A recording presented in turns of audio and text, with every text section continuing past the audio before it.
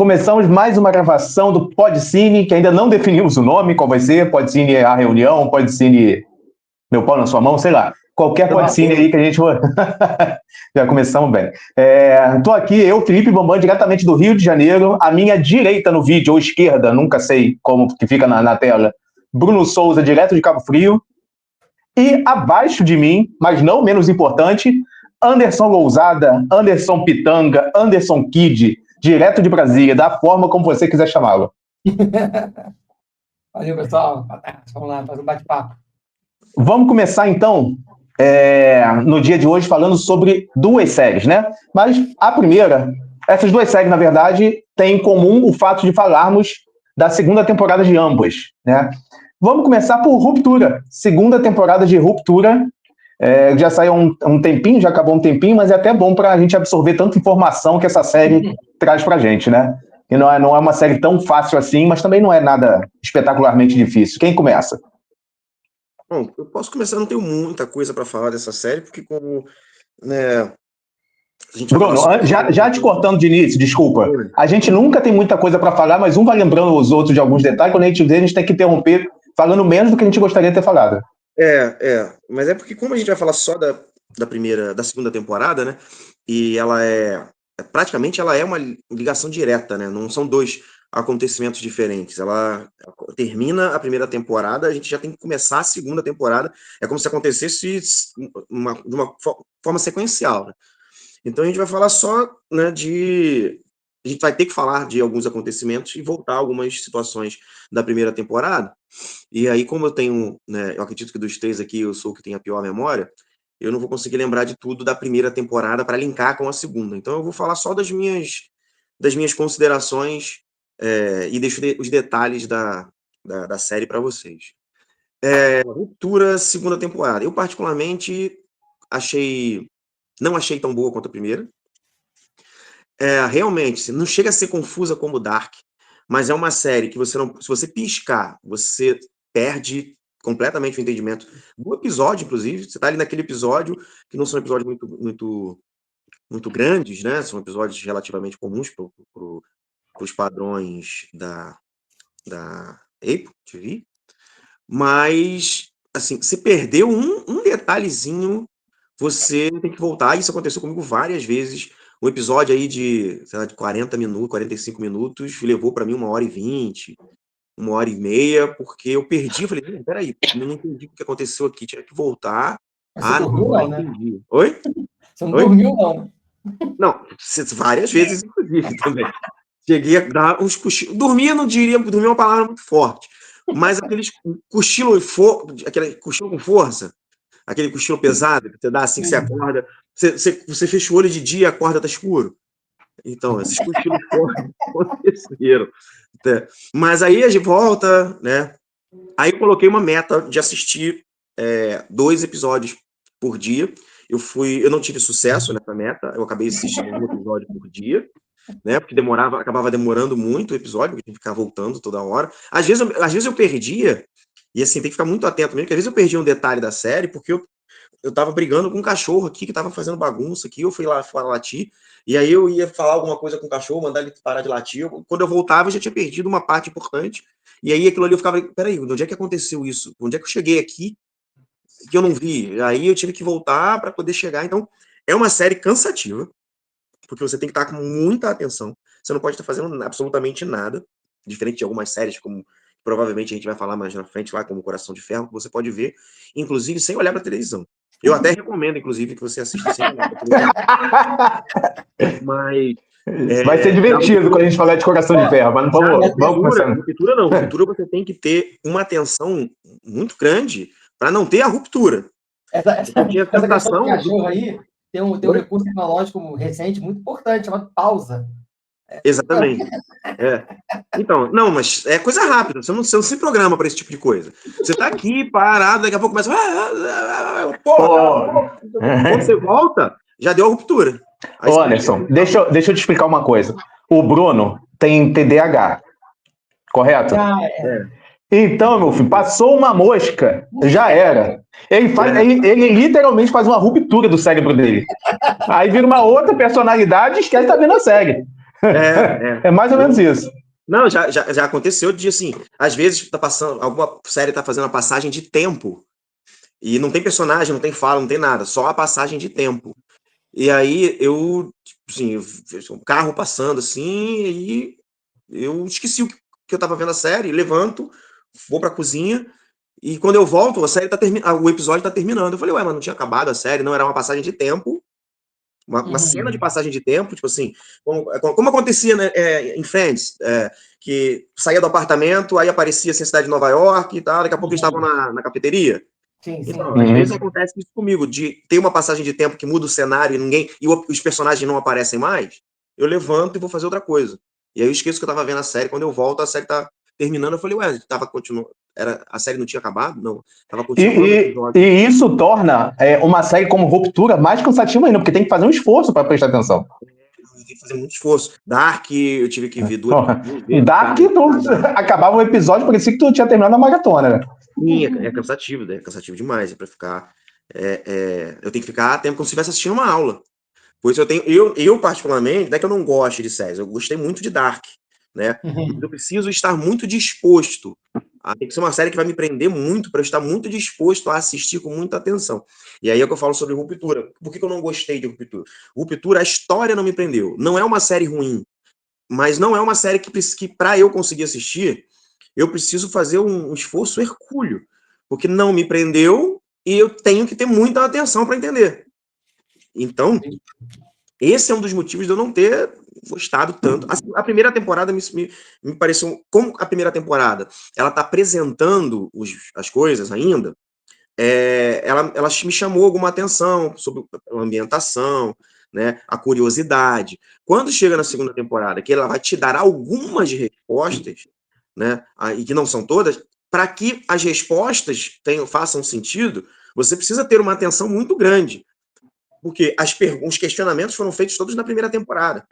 Terminou, né, a primeira temporada com aquele arco dos internos saindo, né? Lembrando, Bruno, que o hiato, se eu não me engano, foram 2, eu acho que 3 anos entre a primeira e a segunda temporada.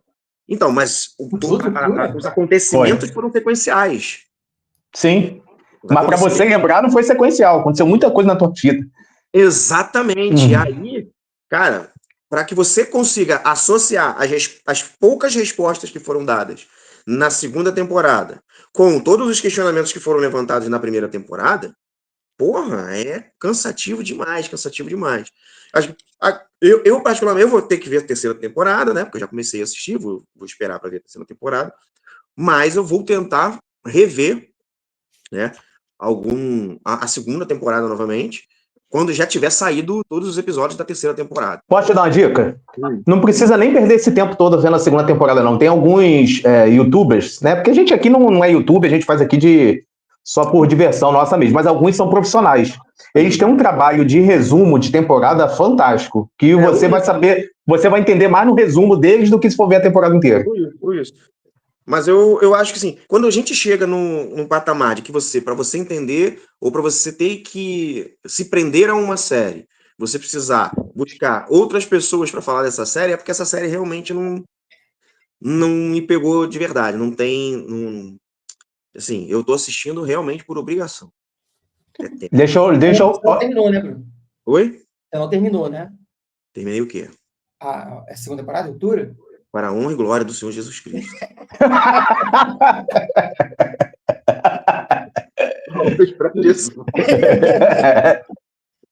Então, cara, eu concordo com o Bruno em tudo, só que minha percepção é um pouco diferente, porque a primeira... Vocês estão me escutando bem? Por sinal, eu nem perguntei no início. Tá. Sim. Eu tô meio traumatizado ainda com a questão do áudio. Porque a primeira temporada de Ruptura foi a série do ano, quando eu assisti. Anderson, você olhou pro lado aí, fez cara de interrogação quando eu falei do hiato? Você foi pesquisar quanto tempo foi o hiato ou não? Não. Eu fui ajeitar aqui Achei que fosse. Aqui, tá. O seu trauma do áudio passou para mim, né? Eu tô entendi. Não, mas te ouvo bem. Então, eu sou assim, pra mim foi a série do ano quando eu assisti a primeira temporada de Ruptura, achei fantástico. É um tipo de série que eu gosto, porque envolve mistério, envolve ficção científica, talvez seja é o tipo de série que eu mais gosto, né? Pelo menos uma das que eu mais gosto. E a segunda temporada, para mim, manteve o nível técnico da série, que a fotografia é algo fantástico, a edição é estupenda, só a questão, o que eu concordo com o Bruno, né? A questão de ser uma série cansativa, e realmente a primeira eu não achei tanto, mas a segunda eu achei. Por quê? É mais viajante que a primeira temporada, embora haja explicação para isso. Principalmente o último episódio mostra por que tem tanta viagem na série. E deu acredito que tenha caído um pouco a qualidade devido a uma embarrigada que a série deu, né? Tem algumas histórias ali que se desenvolveram demais, achei que perderam muito tempo em algumas coisas que não eram tão importantes. De qualquer maneira, eu achei que manteve a qualidade, não daria uma nota tão alta quanto a primeira, não gostei tanto quanto a primeira temporada, mas já estou ansioso pela terceira, e eu acho que o último episódio da segunda temporada já valeu a pena a temporada inteira. O último episódio é fantástico. O último episódio valeu por tudo. Mesmo se eu não achei os outros episódios ruins, eu achei que houve variação, né? Altos e baixos. Mas o último episódio, assim, dos melhores episódios da série. Não é o melhor episódio da série. Acho que o melhor episódio da série ainda é o último da primeira temporada. Mas, assim, é fantástico. E agora, uma coisa que essa segunda temporada, pra gente fazer um contraponto com a primeira, bateu muito na tecla. E foi algo assim que eu achei muito interessante para ser discutido, até em nível filosófico, né? É a questão das personalidades. Se a pessoa que estava lá dentro, né, chamado INI, né, que eles chamam de INI, e a pessoa que estava lá fora são a mesma pessoa ou não. Né? Isso é uma coisa até que eu vi a série com a minha esposa e a gente sempre debatia. Cada personagem, inclusive, né? Eles pegaram uma situação para cada personagem para trabalhar isso. Cara, isso é muito legal, isso foi muito bacana para uma discussão, né? O diálogo entre os dois, o protagonista, né? O diálogo entre ele e com ele mesmo. Ele interno, fantástico. Aquilo então foi uma cena típica de um diálogo de filosofia. Você se batendo consigo mesmo. Quase o seu interno com o seu externo. Quase o ego debatendo com o alter ego, né? Ali foi tenso. O que me chamou a atenção mais na temporada porque, né, a primeira temporada a gente convive com as pessoas internas ali, né? A gente vai descobrindo aos poucos alguma coisa de um ou outro lá fora, mais do Mark, né? O personagem do Adam Scott. Mas essa temporada pegou as pessoas lá fora e expandiu, né? E isso eu achei interessante. E aí entra essa dualidade, porque a gente, como espectador da série, você também absorve essa dualidade, cara. E agora? Porque você se apega, né? A primeira temporada faz você se apegar àquelas pessoas ali, que eles têm um propósito de lutar junto, de formar uma equipe, vira um evento, o levante da equipe de refinadores de macrodados, né? Viram como se fosse um feriado, uma coisa importante para eles ali. E aí você é apresentado para eles lá fora, né? Você é apresentado pro Irving lá, do John Turturro, como ele é lá fora, a saga do Marco com a outra menina que tenta, ele descobre, né, a questão da esposa dele, então assim, eu achei legal da série, porque te faz, cara, e agora? Eu tô torcendo pro Marco de fora, o Marco lá de dentro, sabe? E você fica e a gente consegue também entender um pouco mais qual é a função da Lumon, o que eles estão fazendo ali, não muito, né, mas você consegue pelo menos entender o que eles estão fazendo ali. Né? Pelo menos parcialmente. E concordo com o Bruno, não é uma série fácil de você digerir. Não. É uma série que te absorve, assim, né? Você se envolve e tal. Inclusive, eu que gosto bem mais da série em relação a ele, eu acho que não conseguiria ver 2 episódios seguidos, porque não é uma série fácil de ver 2 episódios seguidos. Você precisa de um tempo para digerir as informações. Para entender. Mas eu acho que isso foi legal da série, sabe? Porque a gente, enquanto espectador, precisa se dividir também. Porque a gente ficaria agora. Eu me vi, eu falei, cara, eu tô torcendo para ele ficar com a Helen lá, ou para ele, sabe, conseguir libertar a esposa. Muito doido isso, cara. Eu gosto de séries que geram debate, né? Como eu estava falando antes, eu e a minha esposa, né? Eu era do time que achavam que eram 2 pessoas independentes, diferentes. Ela já ia mais pela linha que era uma pessoa só, que estava não tinha lembrança tal, mas que era uma pessoa só, né? Mas, assim, no meu ponto de vista, a pá de cal foi a conversa lá do último episódio, né? Do interno com o externo, que ali ficou bem claro para mim, pelo menos na minha visão. Com 2 pessoas completamente diferentes, ocupando o mesmo corpo ali. É uma cultura mesmo, você desligar um para ligar o outro. A questão do Dylan também, né? Que a esposa vai visitar ele e a esposa dele se apaixona pelo interno. Porque o externo é um babaca. O interno lembra o externo de antigamente. Eu acho. E aí, porque ela se apaixonou. Eu não sei se esse é o propósito do Ben Stiller, da criação da série, mas para mim, eu acho que gerou uma ruptura pra gente como espectador, porque você fica assim, cara, e agora? Para quem você vai... Quem vai ficar? E o que gera, o que leva àquele final bombástico da série, né, cara? Porque eu fiquei de queixo caído. Falei, caceta, que merda, bicho, e agora? O final é bombástico. E eu acho que mas eu falo, eu não sei se esse é o intuito dele, mas eu acho que trouxe isso pra gente, sabe? Você ficou se duelando. Cara, e agora? Você quem tá certo? Quem merece ficar? Sabe? É muito doido, cara, porque eu acho que você cria como é que se fala assim, um laço com aquele personagem. Pô, o cara tá lá, né, até pouco tempo você achava que a esposa estava morta, cara. E foi a razão que trouxe ele pra Luna. Aí, de repente, que a mulher descobre que ele tá vivo, ele quer salvar a esposa dele, mas pro interno dele, não sabe nem quem é. É outra vida, a esposa dele não faz sentido pra ele. Eu acho que a gente entende melhor as atitudes do personagem se a gente aceitar que são duas pessoas diferentes. Sim. Aí entende perfeitamente. Só que isso gera um conflito porque a gente sabe que não são e que só uma pode ficar, né? Exatamente. Eu debati muito, outros dois pontos que tem a ver com isso, que eu debati muito com ela também, foi a questão da traição ou não traição, você ficar com o interno. É traição ou não é? É um debate. Psicologicamente, fisicamente talvez não, né? Mas psicologicamente é uma outra pessoa. Até, não sei se é isso que você está falando, mas a questão da própria Ellie, né? Que ela também quer entrar, ela passa, né, um dia lá como ela vive, não como a interna dela. Isso. E aí a outra Ellie fala, cara, eu não sabia que não era você. Cara, muito doido, bicho. Tiveram duas traições que não são traições e é difícil. E como você julga isso, sabe? E a outra questão, tinha mais uma questão também, só que eu esqueci completamente agora, vou até mudar o assunto. Só um comentário, eu não sou fã do Ben Stiller como ator, não vejo muita graça nele não, mas como diretor ele faz um trabalho brilhante na série. Brilhante. Eu gosto, sim. Eu gosto do Ben Stiller, eu acho que ele ele é um humor meio pastelão, né? Isso que é o estranho, né, cara? Isso que é estranho, um cara de humor pastelão dirigiu uma série tão bem, uma série totalmente filosófica, né, cara? Comédia é muito difícil, cara. Comédia não é fácil. Comédia é o caso do Jim Carrey. Você pega o Jim Carrey, bota ele no mundo do show de Truman, no mundo de Andy, ele arrebenta. Tem um filme do Ben Stiller que ele dirigiu e ele atua também, que eu acho sensacional, que é o... Nossa, me fugiu o nome do filme agora. Que ele só é acordado, Walter Mitty, A Vida Secreta de Walter Mitty. Sim, é bom filme. Cara, pra mim, é sensacional nesse filme. Cara, um bom ator de comédia consegue fazer qualquer papel. Agora, um bom ator de qualquer estilo não necessariamente vai conseguir fazer bem uma comédia. Vamos ver. Um exemplo... Porra que a polícia vem aí.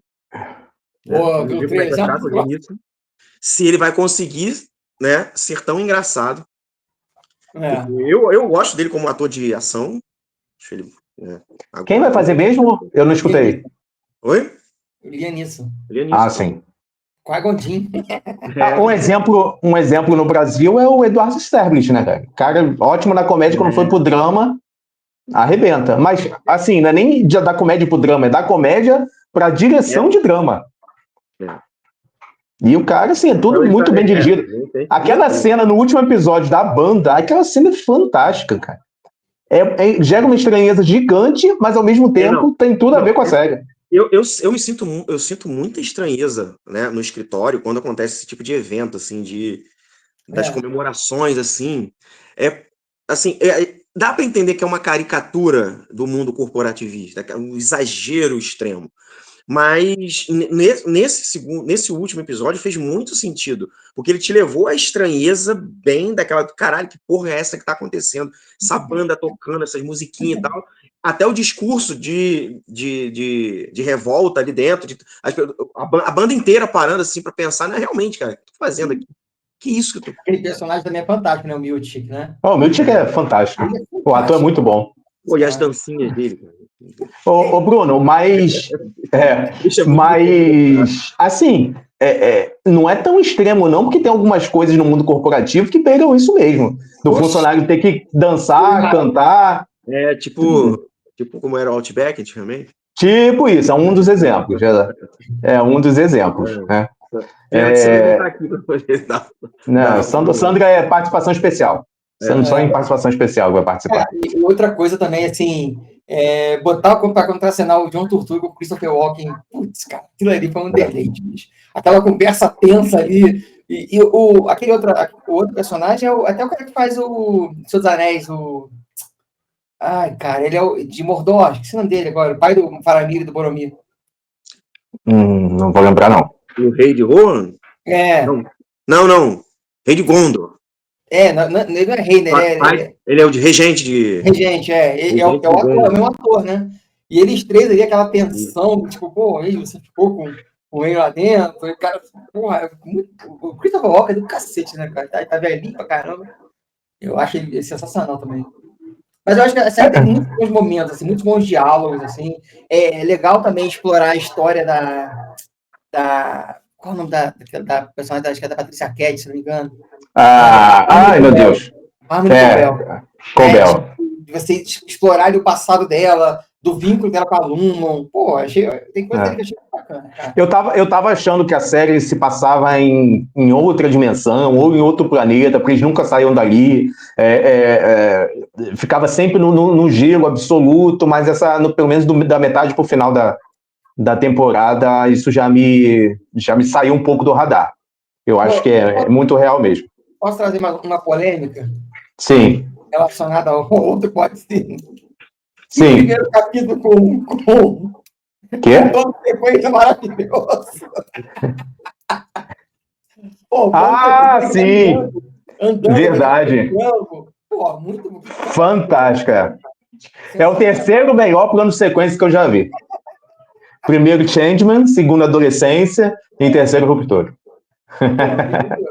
Aquele primeiro episódio a cena inicial dele, naquele negócio branco, que você falou fotografia, né, mamãe? É difícil, cara. É tudo branco, assim. Você fazer fotografia é muito difícil ali. E é muito bem feito. É tudo branco e às vezes tudo muito escuro. Eles trabalham muito com luzes. Doido. É um ambiente meio estéreo, né? Pô, aí que ele entrou, não. Você não vai saber onde ele entrou. Não tem como. Muito, muito bom mesmo. Então, eu assim, sou fã da série, achei que perdeu um pouquinho de qualidade, não qualidade técnica, isso manteve, mas qualidade de roteiro mesmo. Mas, terceira temporada tá aí, estou aguardando ansiosamente por ela, espero que não seja em um hiato tão grande quanto a primeira, até para eu poder lembrar de tudo, né? Vamos para o segunda série da noite, do dia, depende de que horas vão assistir, né? Vamos falar agora sobre a primeira série Star Wars do Podcine. Vamos falar sobre a segunda temporada de Andor. Presente no Disney Plus, o Ruptura que a gente falou agora da Apple TV, né? E eu gostaria de saber dos especialistas, como vocês dois em Star Wars, o que vocês acharam de Andor. Mas eu acho que é a segunda, né? Porque a gente falou das crianças. É verdade, falamos de Skeleton Crew. Verdade, a segunda. Segunda. Isso. Segunda, verdade. Perdão. É porque não tem acontecimentos diretos à saga Star Wars, né? Ela é mais desconectada. Ela pega elementos, mas... Tá falando de Skeleton Crew, né? Não está conectado diretamente, né? Sim, verdade. Uma vez, sensacional. Vem para poder, assim, cara, aqui, ó, fã de Star Wars, toma esse afago aqui, ó. Eu, infelizmente, ainda não consegui assistir a segunda temporada, mas a primeira temporada já foi um deleite. Assisti 2 vezes a primeira temporada, né? Estou aqui ansioso para iniciar com calma, porque é o tipo de série que eu gosto de ver com calma, porque essa sim é uma série que me entretém, né? Então... O que eu gostei muito de falar de início foi do formato, né? Deles lançarem a cada semana 3 episódios de ser uma coisa fechada, né? De um evento, aqueles 3 episódios ali. Na próxima semana, mais 3 episódios de um outro ciclo que se liga com a história. Isso eu achei muito legal, cara. Muito bacana mesmo. Assim, você vê os 3 episódios rápido, assim, porque... Olha, já vou começar com a polêmica aqui, tá?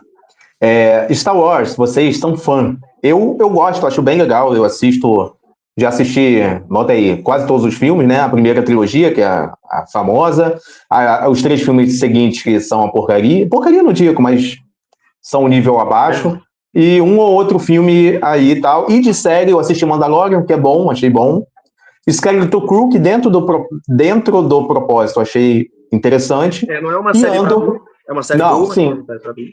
Exatamente, por conta disso que eu digo dentro do propósito, né? E Andor é o primeiro, assim, material de Star Wars que eu realmente gosto demais. É o primeiro.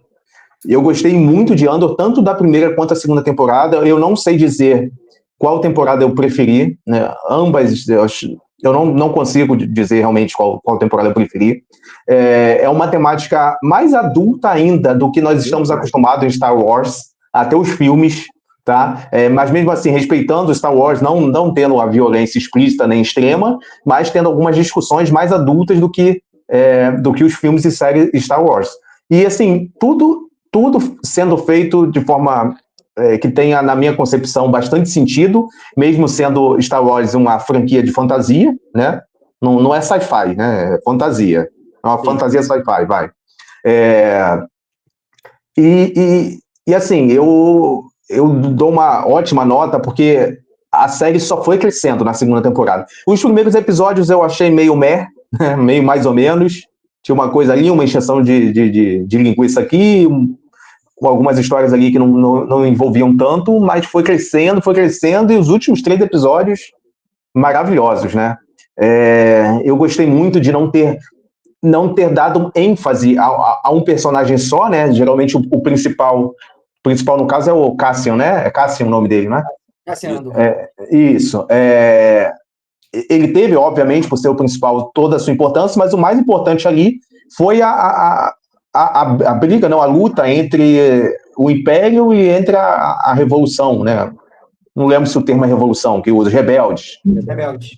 Isso, e os rebeldes, né? E deu uma... Porque, assim, quando foi feito o Star Wars, lá na década de 70, se não me engano, foi construída uma história que, ao longo do tempo, essa história foi ganhando corpo através de adições de outras histórias. Vocês que são especialistas me corrijam. E, inclusive, algumas histórias que passaram a ser prequel, né, tipo, você teve uma sequência de 3 filmes e que não tinha nada, que começou no meio, né? Começou do meio, a história no meio. Aí você teve sequências que eram prequels, ou seja, foram pensadas depois do meio, já tá pronto, aí você volta para contar. Muita coisa acabou virando mitologia, né? É uma coisa que me incomodou, inclusive, na série...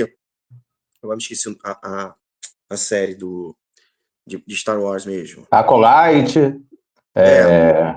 Acolyte. Eu fiz questão de esquecer, mas que muitas coisas que foram contadas ali, que assim, cara, não faz nenhum sentido aquilo que está acontecendo ali para a história mesmo, que já foi contada por anos, né? O comportamento Jedi, a forma como eles contam a história de Jedi, mesmo aquilo ter 100 mil anos atrás, né? Histórias contadas há 100 mil anos atrás, né? No surgimento ali dos primeiros Jedi, não casou com o que a gente tem da essência Star Wars, né? Então, mesmo que você tenha histórias que passam a ser mitologias dentro de uma história, eu acho que mesmo que sejam ruins, dá ainda mais corpo ao que é o todo Star Wars. Porque a nossa vida mesmo, ela também é feita de mitologia, né? A história da humanidade passa por histórias que não fazem o menor sentido terem acontecido, histórias mitológicas, né? E aí, mesmo que a gente ache, não, é um absurdo isso ter alguém acreditar que isso acontece, né? E aí você volta para uma história que é completamente fantasiosa, e dentro dessa história fantasiosa tem as suas próprias fantasias, né? E acaba dando um pouco mais de corpo ao que tá, o mundo que foi construído, né, de Star Wars. E Andor, falando... Desculpa, só para terminar o raciocínio aqui antes, rapidinho. E Andor, completando isso que o Bruno diz, ele dá todo um embasamento para os filmes de maior sucesso lá da década de 70, né? E é um embasamento que faz total sentido. E isso sem utilização de Jedi. A história é tão boa que não precisa de Jedi, não precisa de Darth Vader, não precisa de Sith. A história por si só não tem nem a força, assim, propriamente dita, né, demonstração, óbvio que no mundo existe, mas ela se sustenta, e falando de temas adultos e falando de uma forma bem embasada em termos de religiões, em termos de política, então, assim, achei muito bom. Contar os bastidores de uma guerra Sim. que durou, né, Política, né? décadas. Então, a gente está acostumado a ver, né, o bem contra o mal, o Darth Vader contra o Luke, a guerra em si entre o Império e os rebeldes, mas o resto e os bastidores de toda essa guerra? Como é que ela se construía? A moeda, né? Tinha a Casa da Moeda, tinha se era o Império que comandava, esse Império tinha investimentos, tinha planetas que eram só de fazendas, né? E essas pessoas que viviam nesses lugares, como é que era a vida dessas pessoas? Como é que era feito o comércio entre esses planetas? Porque toda a guerra tem os seus bastidores, quem fornecia arma, onde construía arma, onde era a fábrica das armas, quem trabalhava nessas fábricas, né? Como é que se minava o Império aos poucos, né? Para que o Império se enfraquecesse. Como foi construída a primeira Estrela da Morte? Como foi construída a segunda Estrela da Morte? Né? Como é que foi? Porque a Estrela da Morte era um planeta praticamente de ferro. Como conseguia tanto minério? Onde é que se conseguia minério? Quem trabalhava na mineração? Quem eram os engenheiros? Tudo isso são os bastidores. Andor mostra a parte, né, a construção dessa história. A gente está acostumado a ver a linearidade da história, né? Mas a gente não consegue. Só que essa história foi construída. É a mesma coisa que a gente fala sobre a história das pirâmides, mas que a gente não viu ela sendo construída. Aí tem alguém lá e conta, ó, ela foi construída desse jeito, assim. Quem é que trabalhava, quem é que quebrava pedra, quem carregava pedra. Andor é a parte, né, é o chão de fábrica de Star Wars, né? Você mostrar como tudo foi construído ali. Eu cheguei um pouquinho pro lado aqui pra gente ver o Darth Vader aqui atrás de mim. Pegando assim o carão que o Bruno falou, vai de encontro a uma coisa que eu estava pensando essa semana assim sobre Andor, porque, cara, olha a quantidade de coisas que a gente consegue explorar de Star Wars, cara, porque toda a história de Andor, ela é citada em um pedacinho na Nova Esperança, quando eles falam que, né, uma equipe conseguiu a muito custo entregar esses segredos, e por isso é muito importante, que é justamente os segredos da fraqueza da Estrela da Morte. Né? E aí a gente sabe que isso foi entregue para a Leia lá nos droids, quer dizer, que ela colocou no R2D2, né? A nave dela tinha acabado de receber essa informação e estava numa partida, numa missão, e é o início do primeiro filme, quando o Vader captura a nave, né? E ela coloca os segredos no R2D2 e despacha eles num escape pod lá. Então, assim, disso aí, cara, primeiro criou-se um filme, criou-se o Rogue One, depois criou-se uma série que tratou a segunda temporada e foi um espetáculo, cara. Sabe, de um negocinho, uma menção que tem em Star Wars.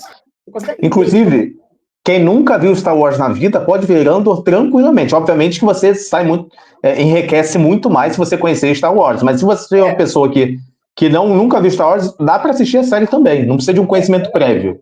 Cronologicamente, né? Se você terminar de ver as duas temporadas de Andor, ver Rogue One, você vê...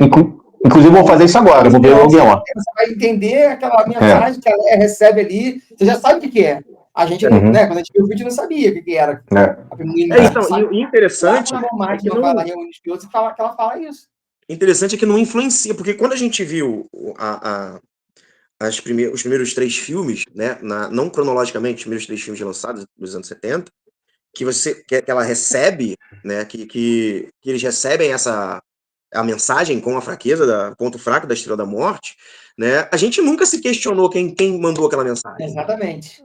É o tipo de pergunta que a gente não fez, alguém decidiu responder uma pergunta não feita e que deu certo. A gente não precisava saber disso, porque isso não influenciava em nada na história. Mas alguém decidiu fazer e fez tão bem feito que passou a ser muito importante saber disso. Não, caraca, veio daqui essa informação.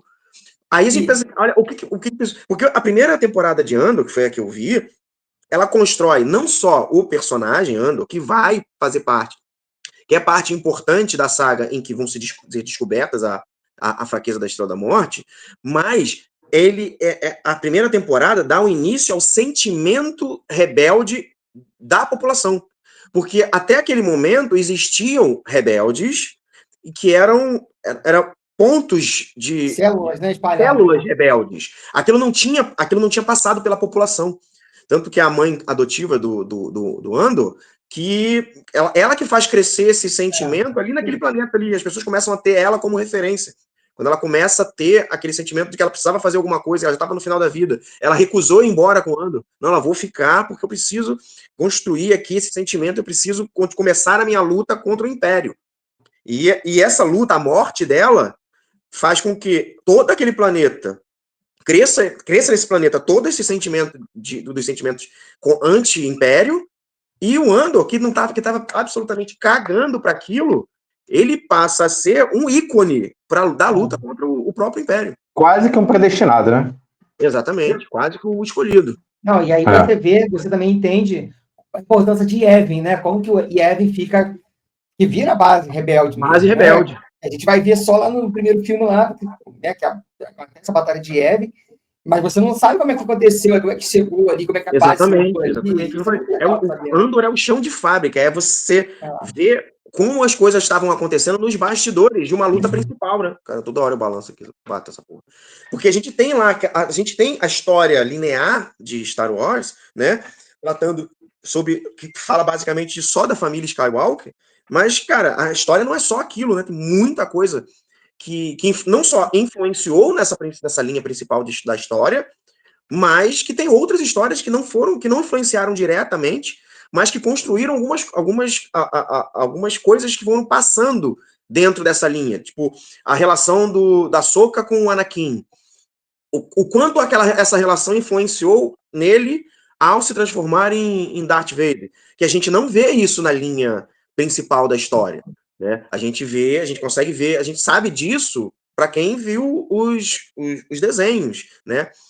As HQs, que aí você consegue ter uma noção da importância da Ahsoka pro Anakin, né? Que a transformação do Anakin em Darth Vader não se passa só naquela linha principal dos 6 filmes, ela se passa, né, ao longo de outras histórias, de outras relações que não são contadas ali, porque os 3 primeiros filmes cronológicos nos mostra uma coisa bem pequena. A transformação do Anakin ali, ela é bem expositiva.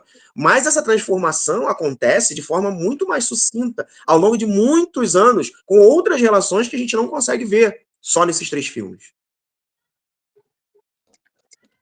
Fico impressionado com a sua capacidade de falar sobre uma série que você não viu, Bruno. Parabéns. Mas eu não tô nem falando de Andor, eu tô falando de... Eu sei. Mas você conhece Star Wars muito melhor que eu, viu a primeira temporada, então a segunda não foge muito, não, do teu conhecimento. Eu acho que a mesma coisa que eu falei dessa coisa de Andor e de Rogue One foi o que aconteceu com o Mandaloriano, cara. Ninguém nem ligava pro Boba Fett no filme. E aí os caras pegam, o Boba Fett, se não me engano, tem uma fala dos 3 filmes inteiros, cara. Foi bom no deserto de Sarlacc lá e um abraço.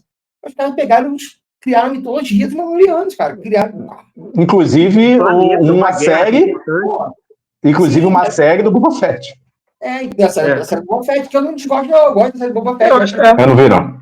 Eu gosto, não, assim, eu acho legal. Cara, eu gostei até de Obi-Wan, que é uma série que eu gostei, eu achei divertida. Assim, me incomodou, como aquilo que eu falei, de alguns acontecimentos que fogem do que já tinha sido combinado, sabe? Foge do combinado. Porque quando a gente vê depois que o Darth Vader vira Anakin, depois que o Anakin vira Darth Vader, o Obi-Wan e eles não se encontram mais. Isso até os 3 filmes, né? Quer dizer, quando o Obi-Wan morre no primeiro filme, né? Numa Nova Esperança. Spoiler, pô. Não spoiler aí. Ele morre numa Nova Esperança. Então, eles não tinham se encontrado ainda. Sim. Cara, mas assim, pra mim, só a cena da luta deles, porque eu não consigo esquecer aquela cena do Kenobi com a Leia andando com ele, aqueles 2 pés pequenininhos. Bicho, aí não, né? Não dá. Aquilo ali pra mim é pesado demais. Assim, infantilizou demais, eu achei completamente desnecessário. Você tem muita coisa pra contar de Obi-Wan. Deixa eu fazer uma pergunta pra vocês. Vocês que são especialistas em Star Wars. O capacete dos soldados branquinhos lá atrapalham a mira? Porque o povo para ser ruim de tiro, cara. Só pode ser isso. Não acerta uma. Então, cara, sabe o que é? É o seguinte, é que até certo tempo, os Stormtroopers, eles eram clones. Stormtroopers, isso. você não tinha esse problema enquanto eram só clones. O capacete nem era tão feio desse jeito, né? Os capacetes dos clones são muito mais maneiros, né, cara? Exatamente, eles eram só clones. E aí você não tinha esse problema. Cara, tem histórias de clones dos caras assim, muito fodas, né? Então, eles eram realmente soldados que foram feitos para a guerra. Só que não foram feitos mais clones. E aí estavam... A verba acabou. Eles são recrutados pelo Império. Qualquer pessoa, qualquer faxineiro poderia ser recrutado. E aí, quando a gente chega numa Nova Esperança, já não são clones ali. Eles já são recrutados. E aí você tem uma galera aí que não é boa de... É brabo, hein? Pessoal muito ruim de mira. Você tem até clones que deixaram o Império por não acreditar, que é o caso do Rex, do Code, que aparece em Rebels, né? Porque, pô, eles eram generais, cara. Eles eram... Nem sei se não, generais, acho que eram Jedi. Mas eles tinham patente alta. Junto com e eles eram extremamente treinados. O Anakin, lideravam tropas, cara. E o Anakin e o Kenobi confiavam totalmente neles, assim. Sim. Assim, você pega, tem histórias, você tem eles muito... Sabe? E aí, óbvio, né? Quando executa a Ordem 66, muitos deles já cumprem a ordem lá, mas tem muitas que desertou, caso dos 3, por exemplo. E eles tinham também tem uma coisa do controle, não tem o chão. Oi? Não sei se eles tinham alguns tipos de controle. Mas naturalmente, assim como todo chip, né? Alguns podem dar algum problema, alguns podem. Né? Mas esses 3, Rex, Code e tem um terceiro, que eu esqueci o nome agora. Se for da TIM, então, problema não acerta. Dá problema no chip. Mas então, eles eram extremamente. Eles eram muito bem treinados. Só que eles não eram eternos. Cara, eles matavam Jedi, eles conseguiam caçar Jedi. Né? Obviamente que não sozinhos, mas eles tinham. Eles eram uma frente de batalha de alto nível. Né? Só que o tempo vai passando, eles foram morrendo, eles foram passando décadas, né? E aí eles foram morrendo, não foram feitos mais clones, e aí foi recrutar soldados, né? E aí vem essa galera aí que... Vamos então encerrar o programa hoje. Já falamos bastante de 2 séries, só que antes disso é o momento de um quadro novo. É o momento do quadro Highlander. Seja lá porque o motivo, eu já esqueci porque o nome do quadro é esse. Porque só pode haver. Só pode haver é verdade. Exatamente. Então vamos lá. Vamos fazer o seguinte: vamos falar sobre segunda temporada, não. As duas têm 2 temporadas. Vamos fazer o seguinte: entre as séries, se você fosse indicar a alguém, qual sua preferida? Entre Andor e Ruptura. Primeiro, Anderson. Cara, se for para qualquer pessoa, Ruptura. Ruptura. Andor, eu acho, Andor é mais nichado, né? Tipo, para minha esposa, eu não indicar Andor, por exemplo. Sim. Ruptura, assim, eu acho que a Ruptura tem uma ideia genial ali, cara. Bruno. Então, eu vou pelo coração mesmo. Se eu tivesse que indicar, eu indicaria Andor, porque Ruptura realmente é tenso de assistir. Eu não desejo isso a ninguém. Pelo amor de Deus, cara. Então vou ter que desempatar. A pessoa chega cansada do trabalho e ainda tem que assistir Ruptura. Puta que pariu. Tem que fazer uma ruptura para poder assistir Ruptura, né? Não tem condição, não. Tem condição. Então eu vou desempatar. E, obviamente, eu sou muito fã da série, mesmo não mantendo o nível da primeira. Eu vou botar em Ruptura. O primeiro vencedor do prêmio Highlander é Ruptura. Vamos encerrar aqui. Vou pedir para vocês curtirem o vídeo, se inscreverem no canal, né? Inscreverem-se no canal, não lembro, tem que estudar português para lembrar qual é o certo. E clicar no sininho aí, botar todas, né? Para todos os nossos vídeos chegarem até vocês. Então, um abração, pessoal. Até a próxima. Até mais, Valeu, um abraço. Tchau, tchau.